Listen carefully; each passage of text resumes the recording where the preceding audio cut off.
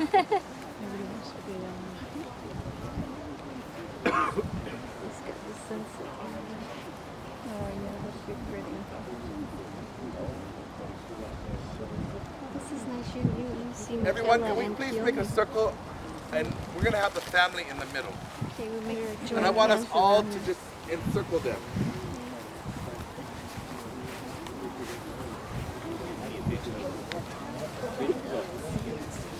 Go. No, we're not going to get the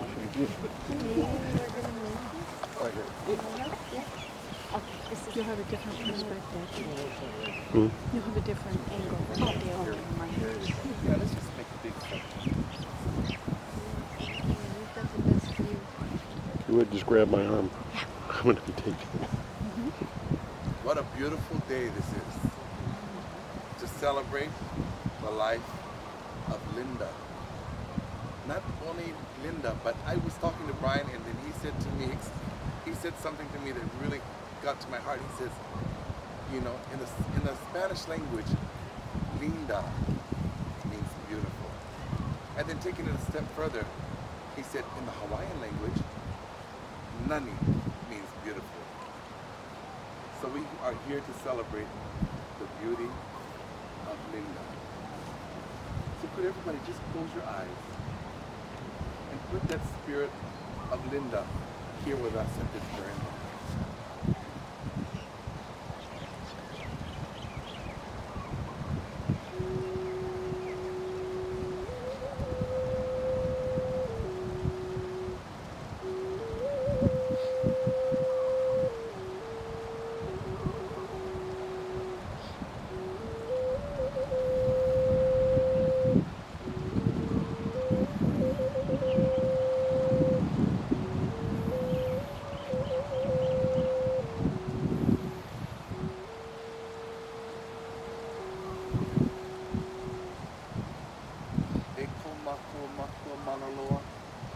Mahalo nui no ko aloha.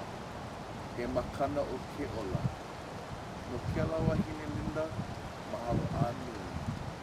Our gracious and kind loving Father, I come before you humbly as we make a circle of your humble servants, Heavenly Father, asking that you just bring comfort and bring the angels of comfort to this great family who is now suffering a loss of a beautiful blossom of the land, whose name is Linda.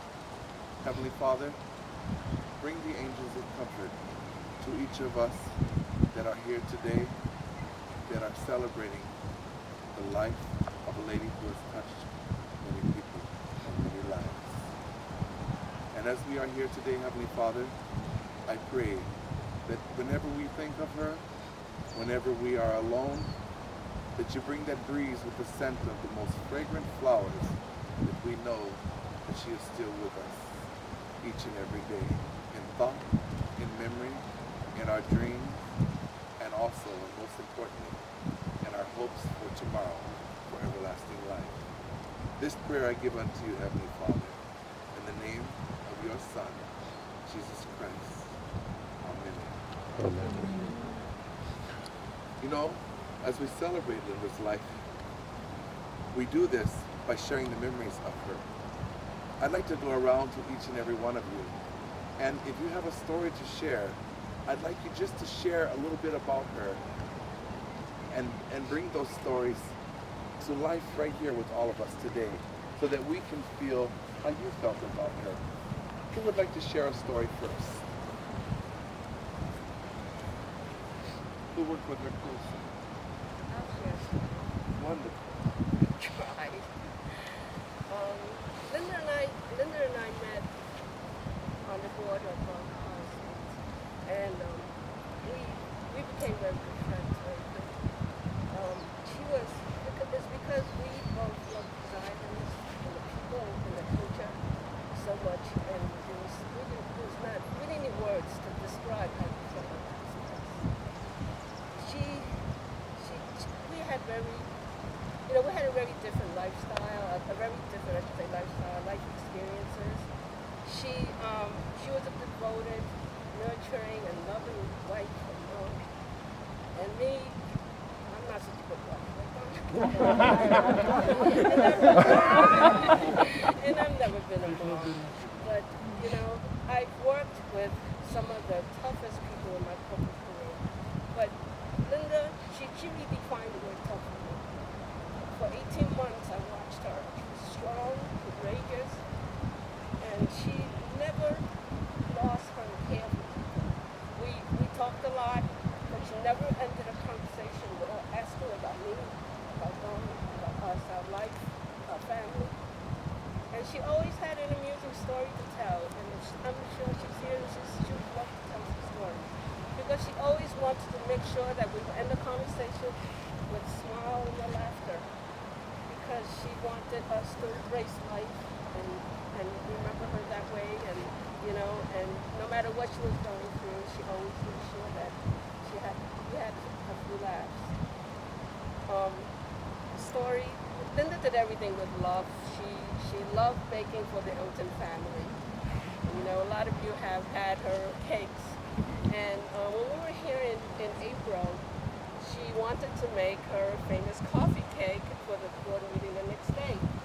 It was 10 o'clock at night after our dinner, and she was missing 2 ingredients and a mixer.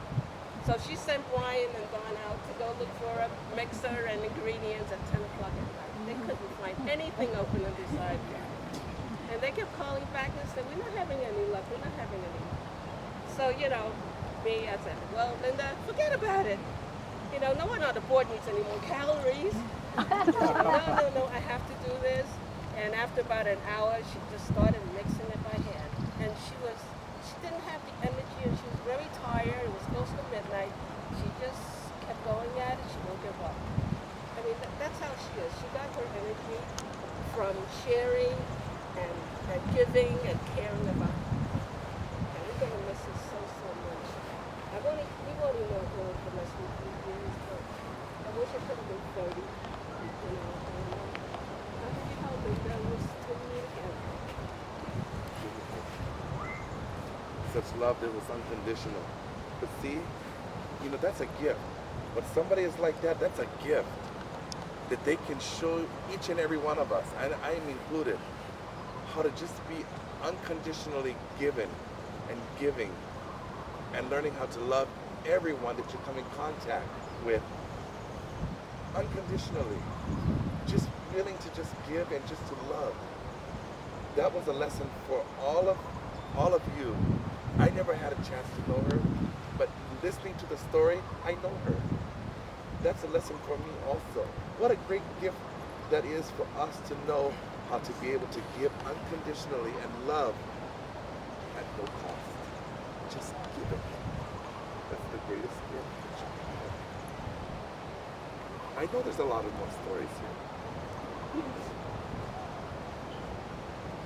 Yes. Okay, let's see. I met Linda at the ice cream socials, and I really thought I was attracted to the Aloha dresses she wore. She was wearing a vintage Hawaiian dress from the 60s. Something that I was attracted to, so we ended up talking. It turned out to be her energy that I was attracted to, and I instantly made friends with her. She was sparkly, and I just felt the energy coming from her heart. I instantly had a connection. It was always so great to see her every morning. I got to know her and talked with her for the longest time, and I would have never in a million years thought it was anything she was going through. So anyway, it was totally a shock when she shared not feeling well. That in essence is love also. You know, she shared with me, no matter how sick she was, no matter how much she was going through, how she would take her concerns from herself and look into his eyes and ask him how he's doing and how his back is. That says a lot to me, you know. Even in all of her discomfort, she was still wanting to go out and comfort somebody else, especially you, who you had her heart and she had yours, and you shared 30 plus years together as best friends, as soulmates, and most importantly, as husband and wife. And we got to know this. Physically, Linda is not standing right next to us, but spiritually, she is in the greater radiance of oneness. All we have to do is close our eyes. All you have to do is just think, and she is here, she's here, she's here, she's wherever you need her to be. And when you're looking for an answer, she's the voice that talks to you. When you can't find something, she's going to lead you there. She's going to show you how to find it. You know, she has direct connection. She's with them. She's with the Almighty. She just has to say, "Can you help me, please?" And he's going to say, "Linda, you should. You talk to her." That in itself is a comfort. You know, I know that she's sitting right here, right now, going, "This is really nice. I'm loving to see all my friends, and most importantly, my family, standing there." And just look at how still it is. Now, I was looking at these pictures. This first picture is when she came here in the 70s. And he was sharing these thoughts about these pictures here. And there she's looking. Why don't you tell the story? Can you? Well, one reason why I really like this one picture of her is that it showed, when I took the picture, I had in mind that I wanted to have the dark side of her face, meaning the secrets that she held, and things that I don't know of her. The other side of her face is the bright side. That's the side that I fell in love with. That's the side that I married. So through the years, and I don't have a picture of her today because she never liked the picture taken. It was always a candid shot, like the shot on the right-hand side. That was a candid shot. So it was never a picture good enough for her, for me to have on my desk. She said, "Here's your picture up here. No one else needs to know where or who I am." But the picture on the right is exceptional. Exceptionally important because it was the last time she said water, feet in the water. She'll watch the sunset. And it was so important for her to come down to these healing waters, bathe in them, and she would feel so safe on this island. No other island she would feel safe. She'd come here, she felt like there was a hand wrapped around, and she was safe. I tried to get her here before she passed. She couldn't talk, but she let me know that it's okay, that she'll be here eventually. It would cost too much to have her transported. So, beginning, and what I don't call the end, but the other beginning. There's three curtains there's three episodes of your life. Before you come down and choose a body or have a body chosen for you. The episode that we're going through right now, or the second curtain. And now she's passed through that second curtain. And she's in a very, very happy, loving place. And my son had a dream. I like to have him share it with me right now. This dream's pretty special to me. I remember I only told one person when I first had it.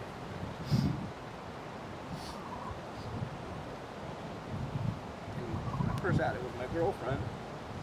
Because I was spending the night with her over at her house. And I remember I woke up and I just told her that I had a dream about my mom. I didn't know whether to tell my dad about it right away, since it was so close to her passing. And it just was really, dear to me to have that dream. Through the years, my mom and I, we became very, very close.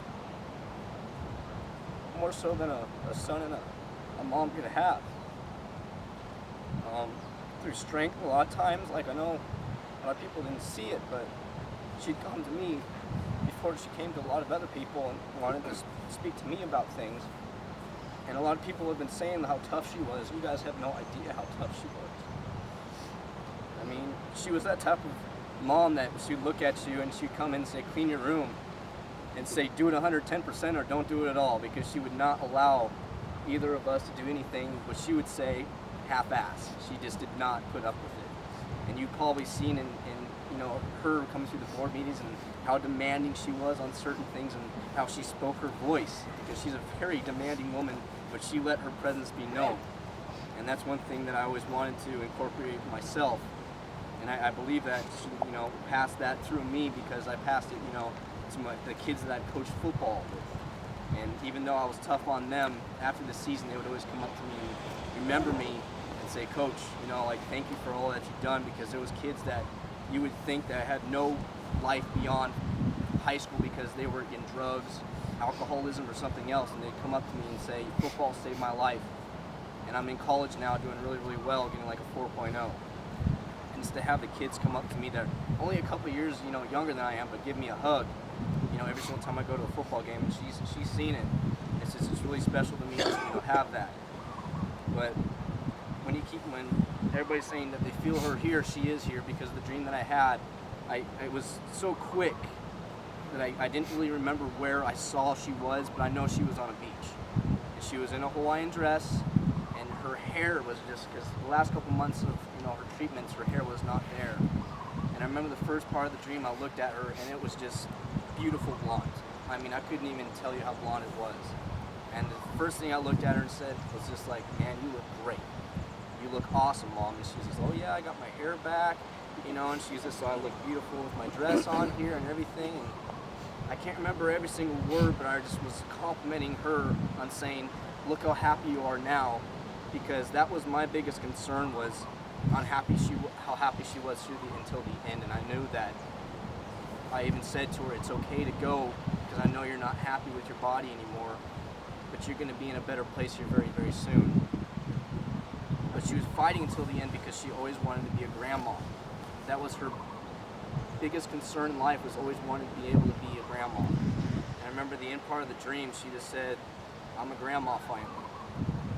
And so I know that through life she was here trying to teach people, trying to make everybody else's lives better, and I know she's doing the same in heaven. She's up there teaching people, making things up there, be perfectly okay. And I know every single time that I'm having a rough time, or any of us are having a rough time, she's there with us. So it is true, she is here. I feel her. I know she's here because I saw a vision of it. And I'll tell you what, just that feeling, I've never had a feeling like that when I dreamt that dream. It was such a divine feeling of comfort and happiness and total bliss. I don't think it could ever be recreated here on earth. It can't be. There's no way, because when I woke up, I was disappointed I woke up. I wanted to remain in that dream forever. So I just want to say thank you so much for coming here. I can't tell you how much love I feel here on this island. I've been here many, many times, but I didn't know how important she really was to everybody here on this island. And just coming here to open arms, like my dad said, we don't get that back home with that many people, because people are selfish, let's just say it. But coming here on this island is just, it's an open arms, a hug and a kiss, and you just feel at home whenever you come to this island. So thank you very much for coming and remembering my mom. And as a gift, and in remembrance